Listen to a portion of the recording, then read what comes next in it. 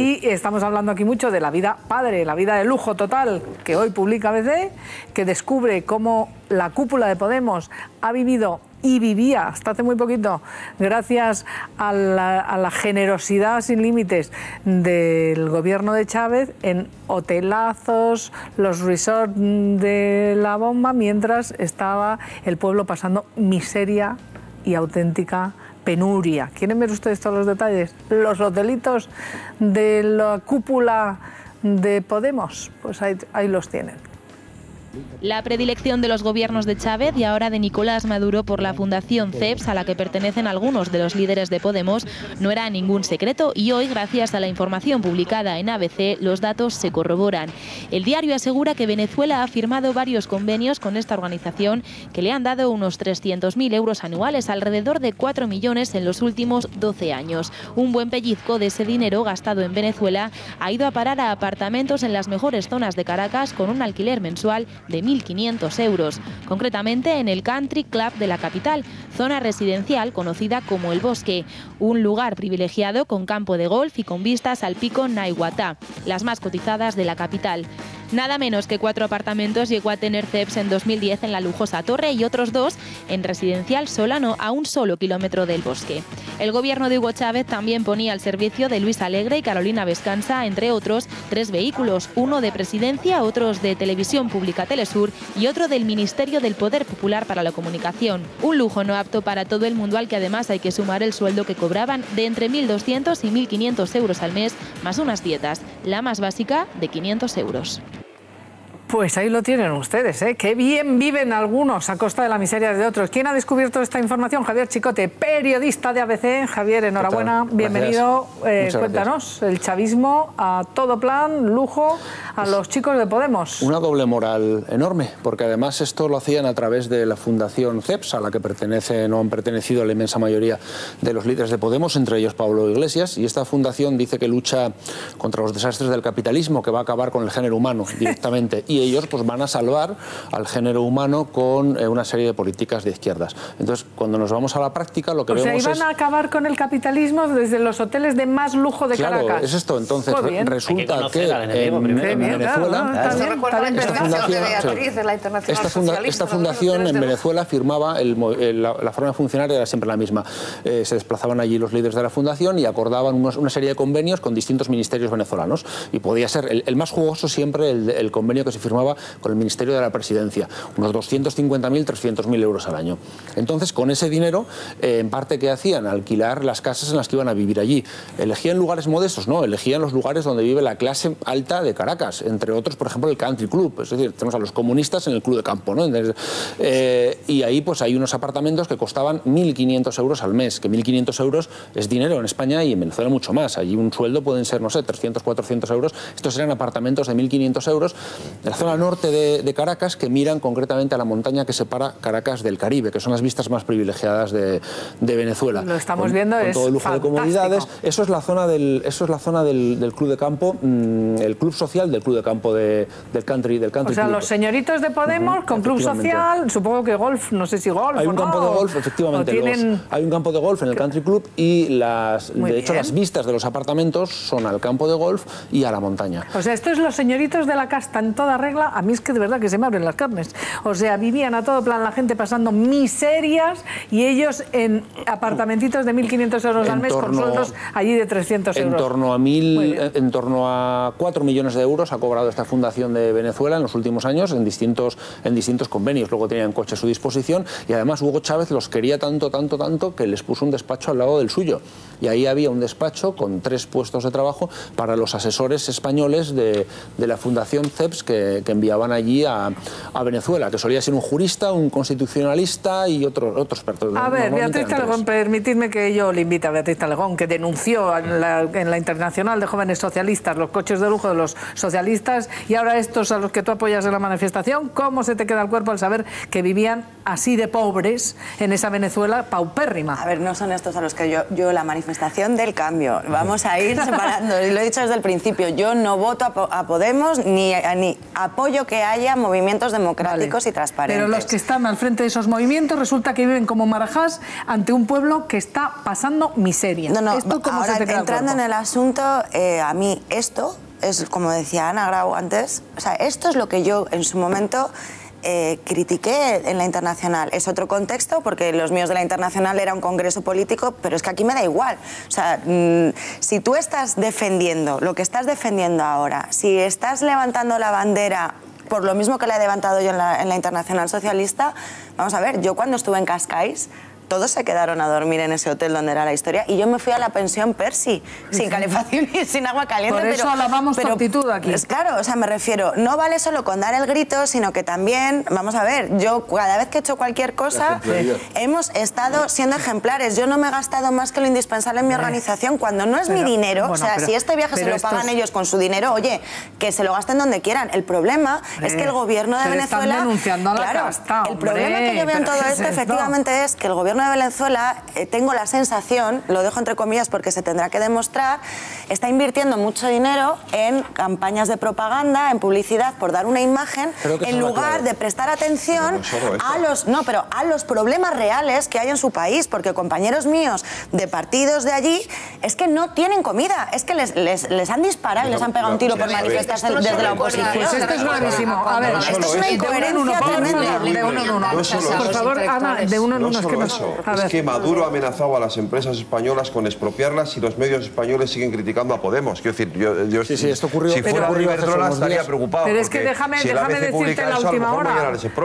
Esto de que publicáis de las amenazas directamente a las empresas tiene una última hora, que es lo que quería contaros yo, y es que Maduro acaba de anunciar una exposición en Madrid de los logros chavistas y a quien exige que pague esa exposición en Madrid haciendo loa del gobierno y de esos logros chavistas a las empresas españolas que están allí. O sea, chantaje puro y duro.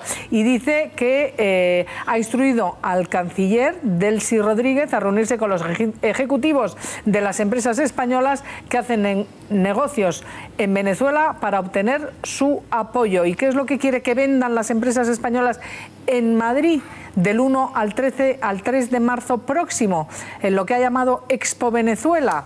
Los logros sociales del chavismo.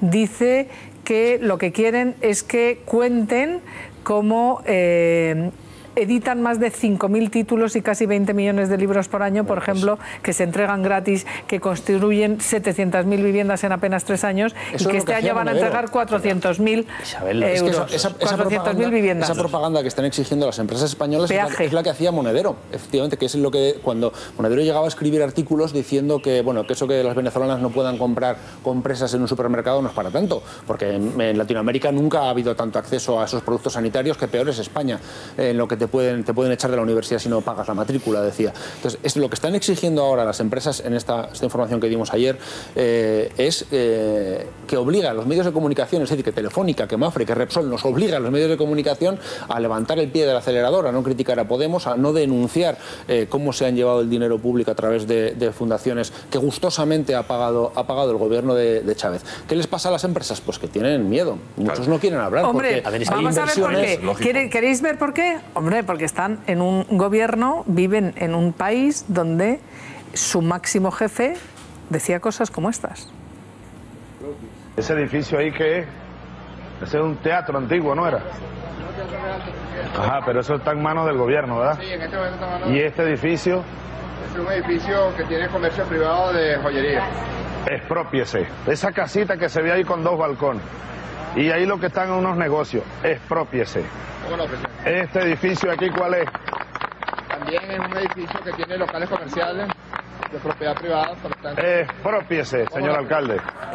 Bueno, y Ana, es que cómo se te queda el cuerpo cuando tú eres Iberdrola, tú eres Telefónica, tú eres... y tienes a esta gente, porque ahora no está Chávez, pero ahora Maduro dice lo mismo, peaje a las empresas. Pero es que esto, a ver, yo creo que esto nos retrotrae a otras épocas, lo que comentaba antes, de cuando, por ejemplo, en la Unión Soviética, pues, en habiendo carencias, se gastaba el dinero en invitar a intelectuales de la progresividad europea, pues, a pernoctar en las dachas y pasárselos muy bien. Bueno, a ver, yo creo que todo esto está llegando a un nivel intolerable y que el grado de distorsión que Venezuela introduce, o sea, ya no es estar a favor o en contra de ese régimen, es que yo creo que nos están haciendo una especie de guerra fría.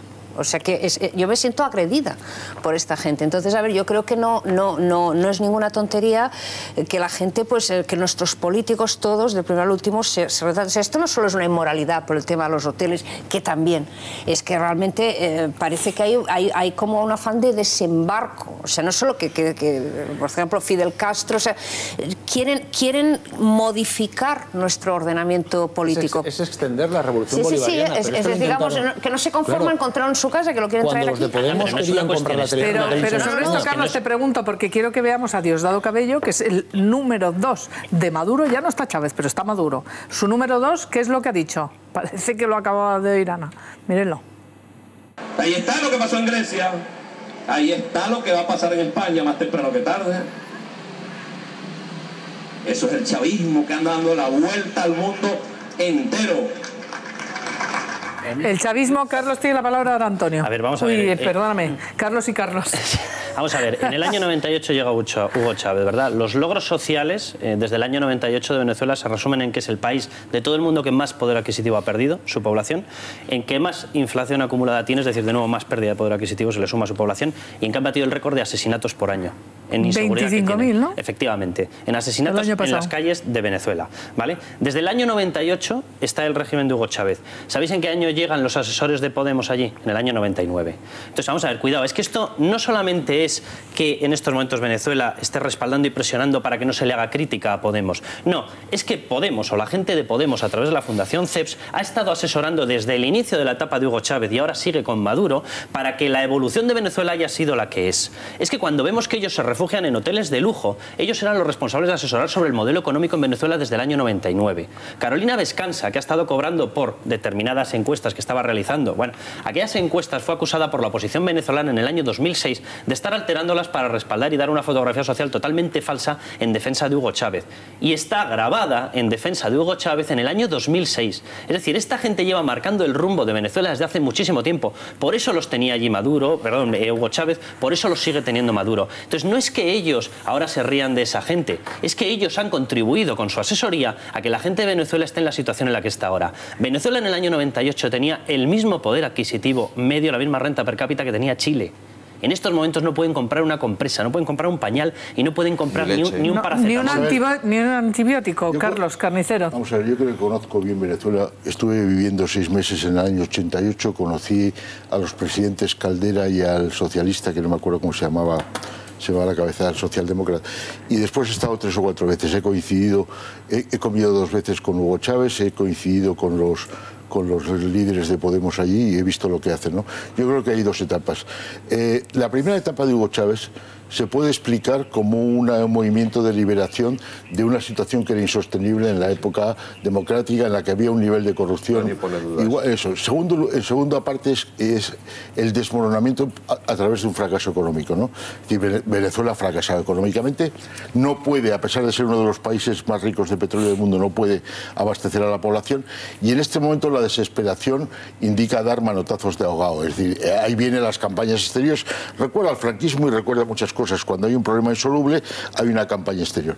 A mí lo más obsceno de todo esto me parece la ecuación que establece que los dirigentes de Podemos que cobraron de Venezuela han sido siempre activistas, propagandistas del régimen venezolano. Cuando tú eres un técnico y los del CEPS iban de técnicos, y en principio hay gente muy honorable que trabajó al principio, a lo mejor sigue trabajando, yo los he conocido, tú puedes hacer un diagnóstico y trabajar, pero no te conviertes en apologista de ese proyecto, sino que tú trabajas. Hombre, y viviendo a cuerpo de rey. No, esa es la segunda parte, pero la primera parte es que lo obsceno es que estos individuos hablan de Venezuela falsificando la realidad como agradecimiento o justiprecio de un dinero que han recibido. Segundo, es trotskismo transnacional. Segundo, yo creo que cuando tú te adquieres el carácter o quieres adquirir el carácter de profeta, estás obligado a la ejemplaridad. Tú puedes convertirte en un ayatolá contra la casta, en la pureza, pero cuando tú te conviertes en ayatolá, tienes que ser ejemplar, y ser ejemplar se rompe. Hombre, no voy a hacer un repaso de todo con esto. Este artículo que hemos visto, esta portada ABC de Javier Chicote, a mí me parece que es de las cosas más gráficas. Casi es a la portada hoy de cómo vivían estos chavistas a todo plan es como lo de las Black de Caja Madrid, que no es lo más sustancioso, pero realmente es lo más revelador, lo más obsceno, es lo más alucinante, ¿no? Lo que te quita la careta hasta el final de cómo son casta, pero casta peor que cualquier, la peor de las castas. En ocasiones